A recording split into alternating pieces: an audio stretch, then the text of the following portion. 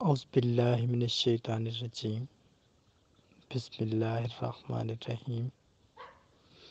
اللہ کریم کے مقدس اور بابرکت نام سے شروع، جو بڑا مہربان نہایت رحم والا ہے، ہر چیز کا خالق ہے، مالک ہے، ہر چیز کے اوپر گہری نظر رکھنے والا ہے، ہر چیز کو اپنی باقاعدگی سے قائم کرنے والا ہے۔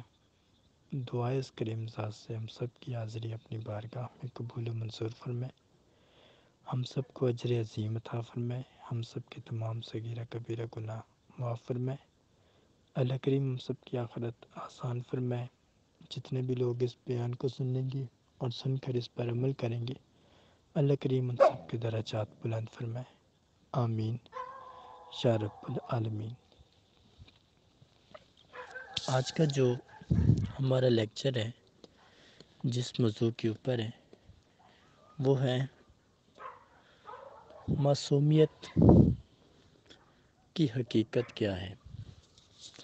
اللہ کریم ہم سب کو اس موضوع کو سمجھنے کی اور اس پر عمل کرنے کی توفیق عطا فرمائے۔ اللہ کریم ہم سب کو بہت زیادہ رحمت سے، برکت سے مالا مال فرمائے، ہم سب کی تمام حاجات اور عبادات قبول و منظور فرمائے، آمین یا رب العالمین۔ آج کا جو موضوع ہے وہ ہے معصومیت کیا ہے۔ بیسیکلی معصومیت ایک ایسا لفظ ہے جس کا مطلب کہ بہت زیادہ کم حرکت کرنا، بہت زیادہ کم بولنا، بہت زیادہ کم سوچنا، یہ ساری چیزیں معصومیت کو ظاہر کرتی ہیں۔ اور خاموش رہنا بھی معصومیت کو ظاہر کرتا ہے۔ اب معصومیت کے اندر یہ چیزیں کیوں آتی ہیں؟ معصومیت کے اندر ان چیزوں کا آنا ضروری ہے۔ اگر ایک بندے کے اندر یہ چیز نہیں ہوگی تو وہ معصوم نہیں کہلایا جا سکتا۔ اگر وہ معصوم نہیں کہلایا جا سکتا تو پھر اس کی کوئی بھی دعا، کوئی بھی حاجت وہ اتنی جلدی قبول نہیں ہوتی جتنی جلدی ایک معصوم بندے کی دعا اور حاجت قبول ہوتی ہے۔ اب اس چیز کا مطلب کیا ہے؟ معصومیت دو قسم کی ہوتی ہے، ایک ہوتی ہے ظاہری اور ایک ہوتی ہے باطنی۔ ظاہری معصومیت کے اندر انسان خوف خطرے کی وجہ سے خاموش رہتا ہے، اور باطنی معصومیت میں انسان رب کی مرضی، رب کی رضا کی وجہ سے خاموش رہتا ہے۔ اب اس چیز کا مطلب کہ جو بندہ ظاہری طور پر خاموش رہتا ہے وہ بھی برتر ہے، جو بندہ باطنی طور پر خاموش رہتا ہے وہ بھی برتر ہے۔ لیکن ان میں فرق اس چیز کا ہے، فرق صرف اس چیز کا ہے کہ ایک معصوم کسی کا خوف دل میں رکھے ہوئے خود کو نادان سمجھ لیتا ہے، اور ایک معصوم اپنے رب کا خوف دل میں رکھے ہوئے اپنے آپ کو طاقتور سمجھ لیتا ہے، اور اپنے اللہ کی ذات کو سب سے برتر اور بہتر سمجھ لیتا ہے۔ اب مکمل طور پر اس چیز کو ہم نے دیکھنا ہے، جاننا ہے کہ معصومیت برتری کی طرف کیسے لے جاتی ہے۔ اب جو ظاہری معصوم ہے اس کی ویلیو ظاہر کے اندر زیادہ ہے، لوگ یہ سمجھیں گے بہت زیادہ اچھا ہے، اچھا اخلاق والا ہے، اچھے عمل والا ہے، اچھے اعمال والا ہے، قدر کرتا ہے، احترام کرتا ہے، خیال رکھتا ہے، لیکن اس کے دل کے اندر کچھ خرابی بھی ہو سکتی ہے۔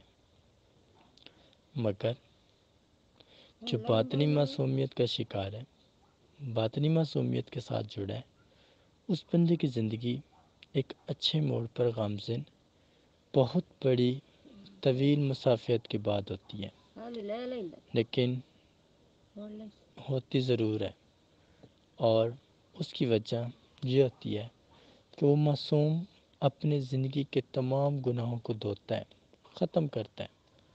جب وہ ختم ہو جاتے ہیں تو پھر اس کی زندگی پازیٹیو وے کے اوپر چلنا شروع ہوتی ہے، پہلے وہ بہت زیادہ تکلیفیں، مصیبتیں، آزمائشیں، گردشیں سب کچھ برداشت کرتا ہے، لیکن جب وہ اپنے تمام گناہوں کی سختی اپنے اوپر سے ہٹا لیتا ہے تو پھر اس کی زندگی پازیٹیو اسپیکٹس کی طرف چل پڑتی ہے۔ جتنی بھی اس کی دعائیں ہوتی ہیں پھر ان کے اندر اثر آنا شروع ہوتا ہے۔ معصوم کی مسافت بہت لمبی ہوتی ہے، جس کے اندر معصوم اپنے آپ کو ہر پل اپنے رب کے سامنے پیش رکھتا ہے، اس کی رضا کے سامنے پیش رکھتا ہے۔ وہ بالکل بھی کسی جگہ پہ لچک نہیں دکھاتا، نا امید نہیں ہوتا، بے حوصلہ نہیں ہوتا، بے یقین نہیں ہوتا، بلکہ وہ اپنے اللہ کی رسی کو، اپنے رب کی رحمت کو اپنے ساتھ بہت زیادہ بہتر اور اچھا سمجھتا ہے، اور اس کے اوپر اتنا یقین رکھتا ہے کہ اس کا دل دماغ، اس کا ایمان مضبوط ہو جاتا ہے، جس کی وجہ سے اس کے اندر سے معصومیت کا اختتام نہیں ہوتا۔ باہر سے اس کو لوگ سازشوں کا شکار کرتے ہیں، برا بھلا کہتے ہیں، سب کچھ کرتے ہیں، لیکن اس کی ایک سوچ ہوتی ہے، وہ کبھی بھی کسی کے خلاف غلط بیانی نہیں کرتا، جو بات ہوتی ہے وہ سچ بولتا ہے، جھوٹ نہیں بولتا، وعدہ خلافی نہیں کرتا، دھوکہ بازی نہیں کرتا، نا انصافی نہیں کرتا، نہ حق کسی کو ذلیل نہیں کرتا، کسی کے لیے مشکلات نہیں بناتا۔ اب اس کی یہ سارے فیچرز ہیں، ساری اس کی کوالٹیز ہیں، جس کی بنیاد پر اس کو ایک معصومیت کا حق ملا ہے۔ اب معصوم بندے کی دعا کس وقت میں قبول ہوتی ہے؟ معصوم بندے کی دعا قبول ہونے کے دو وقت ہوتے ہیں۔ ایک وقت جب وہ دل سے دعا کر رہا ہوتا ہے، اور ایک وقت جب وہ کسی کی تکلیف کو اپنے سامنے فیل کر رہا ہوتا ہے۔ یہ دو وقت ہیں۔ جب دل سے دعا کر رہا ہوتا ہے تو وہ کبھی بھی لمحہ اس کے سامنے آ سکتا ہے کہ اس کا دل اس کو خود مجبور کر دے کہ وہ کسی کے لیے دعا کرے۔ اس کے علاوہ جب وہ کسی کو تکلیف میں دیکھتا ہے، اس کا تکلیف کے اندر دیکھ کر اس کو فیل کرنا اس کی دعا کو رب کی بارگاہ میں پہنچا دیتا ہے۔ اور معصوم کے پاس کتنی کوالٹیز ہوتی ہیں، معصوم کے پاس کتنی صلاحیت ہوتی ہے کہ وہ بہت کچھ کر لیتا ہے۔ معصوم کے پاس دو قسم کی صلاحیت ہوتی ہے، ایک اللہ کی طرف سے انعام ہوتا ہے، دوسرا پیارے کریم آقا کی محبت کا انعام ہوتا ہے۔ تو یہ دو صلاحیتیں اس کے پاس ہوتی ہیں، جس میں معصوم جب بھی کوئی کلام پڑھتا ہے، کوئی ذکر کرتا ہے، کوئی دعا کرتا ہے، تو اللہ کریم اس کو فی الفور قبول کر لیتے ہیں، اور آگے والے بندے کی، جس بندے کے لیے وہ دعا کر رہا ہوتا ہے، اس کے سامنے ایک ٹریلر جاری کر دیتے ہیں کہ اس کو پتہ چل جاتا ہے کہ میری منزل، میری جتنی بھی ہے وہ میرے قریب ہے، مجھے حاصل ہو گئی ہے، اس کو یہ فیل ہوتا ہے۔ لیکن قدرت اس کو وہاں پہ تھوڑا چیک کر رہی ہوتی ہے کہ یہ بندہ اس چیز کو پانے کے بعد اپنی فیلنگز، اپنی سوچیں کیا بناتا ہے۔ اگر اس بندے کی سوچیں، عزائم چینج ہو جاتے ہیں تو وہ چیز اس کے حق سے ہٹ جاتی ہے۔ اگر وہ اللہ کا شکر ادا کرتا ہے اور بہت زیادہ شکر ادا کرتا ہے اور اس چیز کے پیچھے پاگل داگل نہیں ہو جاتا تو پھر وہ چیز اس کو مل جاتی ہے۔ اب اگر وہ ایسا کرے گا تو وہ چیز اس سے دور چلی جائے گی، کیونکہ اس انسان کو چیز کے ساتھ محبت تھی، اپنے رب کی رضا، اپنے رب کے فیصلے، اپنے رب کی پہچان کی طرف رغبت نہیں حاصل ہوئی، جس کی وجہ سے وہ نہ چیز کے قابل ہے اور نہ ہی رب کی رضا کے قابل ہے، اس لیے اس سے وہ چیز بھی واپس ہو گئی۔ اب بات ہے کہ معصوم انسان جب اللہ کی طرف سے انعام لیتا ہے تو اس کے پاس دو قوتیں ہوتی ہیں۔ ایک وہ کہ جب وہ اپنے الفاظ سے کوئی لفظ، جب وہ اپنی زبان سے کوئی لفظ بیان کرتا ہے تو اللہ کریم اس کے اندر اتنی تاثیر فرما دیتے ہیں کہ انسان لمبے لمبے عرصے تک اس کی بات نہیں بھولتے، اس کے الفاظ نہیں بھولتے۔ دوسرا جس کو انعام ملتا ہے اللہ کی طرف سے، اس کے اندر اس انسان کا دل بہت بڑا ہو جاتا ہے، سخی دل، بہت زیادہ عاجز مزاج، رحم دل انسان تخلیق ہو جاتا ہے، جو اس کے اندر دل کے اندر ایک خانہ ہے جو وہاں پر اس کی سب کچھ موجود ہے، تو وہاں پہ بھی وہ انسان اپنے آپ کو پہچان لیتا ہے۔ اب جب اس کو پیارے کریم آقا کی طرف سے انعام ملتا ہے، اس میں دو چیزیں شامل ہیں۔ پہلی چیز کہ وہ مخلوق کے درد بانٹتا ہے، پیارے کریم آقا کی امت کے دکھ درد بانٹتا ہے، اور دوسرا انعام وہ پیارے کریم آقا کی وفائیں اور چرچے ہر جگہ عام کرتا ہے، جس کو دو پیارے کریم آقا کی طرف سے ریوارڈز ملتے ہیں۔ اب معصوم انسان کب تکلیف میں ہوتا ہے؟ معصوم انسان کی تکلیف دو قسم کی ہوتی ہے۔ پہلی، جب وہ دنیا کا زوال دیکھتا ہے۔ دوسری، جب وہ کسی غریب کو تڑپتے دیکھتا ہے۔ جو اس کی تکلیف کے دو پہلو ہوتے ہیں۔ جب وہ دنیا کو زوال میں دیکھتا ہے تو اس کا مطلب کہ دنیا بہت بڑی خسارے میں جا رہی ہے۔ جب وہ کسی غریب کو تکلیف میں دیکھتا ہے تو وہ قدرت سے ایک چھوٹی سی عرضی پیش کر رہا ہوتا ہے کہ یہ بیچارہ کتنی تکلیف میں ہے، کتنا مجبور ہے، کتنا ستایا ہوا ہے دنیا کا، تو اس کی سزا بھی اس دنیا کے اوپر پڑ جاتی ہے، کیونکہ ایک معصوم کا دل میں فیل کرنا کسی کی تکلیف کو اللہ پاک کو بہت زیادہ بہت زیادہ بہت زیادہ اس کی رحمت کو یا اس کے غضب کو جوش آ جاتا ہے۔ جب کوئی غریب تکلیف میں ہو، وہ دعا کرتا ہے تو اللہ کریم کی رحمت کو جوش آتا ہے۔ جب کوئی تکلیف میں ہو اور اس کے اوپر کسی نے ظلم ڈھایا ہو، اگر معصوم انسان کو آئیڈیا ہے کہ اس بندے نے ظلم ڈھایا ہے، تو پھر اس کے اوپر غضب کا آغاز ہوتا ہے۔ اب معصوم لوگ ہمیں نظر کیسے آ سکتے ہیں؟ معصوم لوگ ہم اپنے ارد گرد دیکھ سکتے ہیں۔ جن لوگوں کو بولنا آتا ہو، بڑا ٹھہر ٹھہر کے بہت زیادہ توجہ سے بات کرتے ہوں، توجہ سے بات سنتے ہوں، اس پر عمل کرتے ہوں، تو وہ معصوم کی ایک قسم ہے۔ دوسری نشانی کہ جب وہ کسی محفل میں بیٹھے ہوتے ہیں تو بڑی عاجزی کے ساتھ بیٹھے ہوتے ہیں، بول چال نہیں کرتے، بالکل شریف پن کے اندر ایک جگہ پہ خاموشی سے بیٹھتے ہیں، اپنا سر اپنی نظریں جھکائے ہوئے بیٹھتے ہیں، تو یہ بھی ان کی ایک علامت ہے کہ یہ معصوم انسان ہے۔ تیسری جو ان کی علامت ہے وہ یہ ہے کہ جب وہ کھانا کھاتے ہیں تو بہت زیادہ ٹھہر کے کھاتے ہیں۔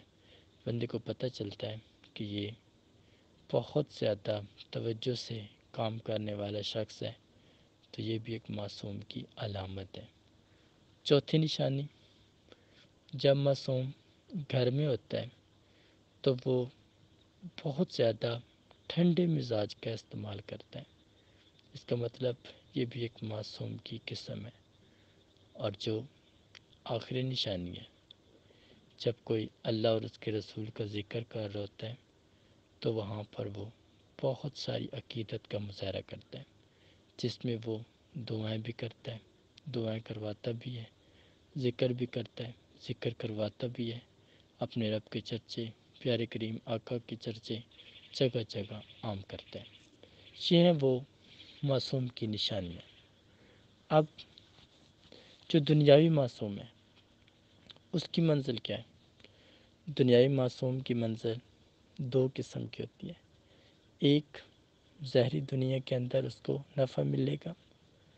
دوسری، ظاہری دنیا کے اندر اس کو لوگ ایک ایسے نظریے کی بنیاد پر دیکھیں گے کہ یہ بندہ بہت بھلا ہے، بہت بہتر ہے۔ اس کی وجہ اس پر کوئی گناہ نہیں ہے، وہ ظاہری معصومیت رکھتا ہے، اس کی کامیابی کی بات ہے، کیونکہ دنیا والے لوگ اس کے ظاہری اعمال کو دیکھ کر بہت زیادہ اس سے پیار کرتے ہیں، بہت زیادہ اس کا خیال رکھتے ہیں، اور جو باطنی والا ہوتا ہے اس کی آنکھ میں ایک ایسی قوت ہوتی ہے، اس کی زبان میں ایک ایسی قوت ہوتی ہے کہ لوگ اس سے ایک ہی بار ملتے ہیں لیکن اس کو بھول نہیں پاتے. لوگ ایک بار ہی اس کو سنتے ہیں لیکن بھول نہیں پاتے. لوگ ایک بار ہی اس کو دیکھتے ہیں مگر بھول نہیں پاتے.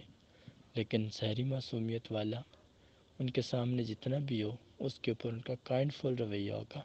لیکن جو باطنی معصومیت والا ہے وہ ان سے جتنا دور ہوگا ان کے دل کو اس کی کمی محسوس ہوتی رہے گی، اور وہ لوگ کبھی بھی اس کو نہیں بھول سکیں گے. ہمیشہ اس کو اپنے ساتھ جوڑے رکھیں گے، اپنے قریب رکھیں گے، ہمیشہ اس کی کمی اپنے دل میں محسوس کریں گے. اب جو اگلی چیز ہے، معصوم ہم بھی بن سکتے ہیں یا نہیں؟ معصوم ہم بھی بن سکتے ہیں. اس کے لیے ہمیں دو کام کرنے ہوں گے. پہلا کام، ہمیں اپنے آپ کو اپنے رب کے ساتھ جوڑنا ہوگا. دوسرا کام، ہمیں اپنے آپ کو ہر قسم کے جتنے بھی مشکل حالات ہیں، تنگ حالات ہیں، ان میں ثابت قدم رہنا ہوگا. یہ وہ دو سٹیجز ہیں جو معصومیت کے سٹیپ کا آغاز کرواتی ہیں. انہی دو سٹیپ کو فالو کرنا انسان کے لیے بڑا ضروری ہوتا ہے.